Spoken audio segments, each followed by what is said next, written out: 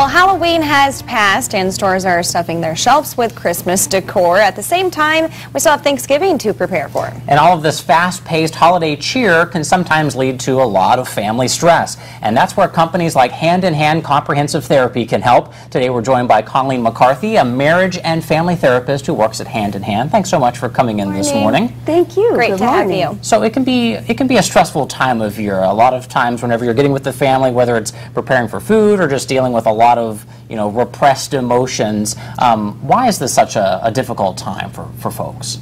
Well, it's like you mentioned, it's the repressed emotions. There's really three things that go on. One is the big hectic pace and the to-do list and all the shoulds. I should be happy during this festive time, but I'm running around crazy and I'm not enjoying any of these precious family moments. Another thing is we have trauma in our families quite often, and the holidays might be the first time we got together since a big trauma. And then the third thing is a little bit of family drama, some of those repressed emotions, people not getting along and so forth. So it can be very stressful when it should be joyous. Yeah, we were chatting about that, kind of similar with Valentine's Day, when everything's kind of in your face with the advertisements, and some people, aren't too happy at that time, and it's kind of a tough reminder. So what do you suggest for families heading into these holiday stressors? We suggest really that they watch the symptoms and that they speak of the emotions. If you mentioned unrepressed emotions, if you push them down, then they keep you stressed or sad or irritable, and you're not patient with your children, and so you're not having any fun experiences and you're not connecting with your family. So if you find yourself laying in bed exhausted and the to-do list spinning in your head, or feeling like everyone else makes it look so easy, why don't I?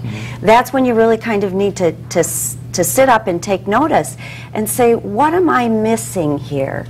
Am I living by the should-bes, where social media is saying what I should look like, and so I'm having a difficult time with that and feeling maybe not good enough.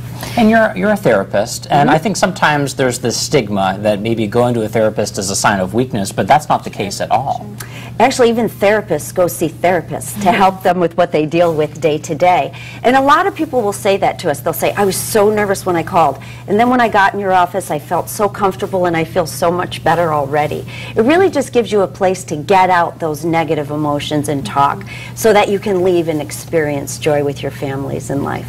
Well, really wonderful topic to discuss today. To wrap it up, Colleen, can you get in there how people can use your services and have your help? You can visit our website, handinhandtherapy.com, or call our offices, and the numbers I think are going to be on right there on your screen. Yes, great, on your screen. All right. And so talk to a supportive friend as well, talk to a close family member, but if that doesn't work, then we're always here to help. Okay, So well, thank you. Thank you so much for coming in. Thank you. We'll put this information on WANE.com, and we're back after the break.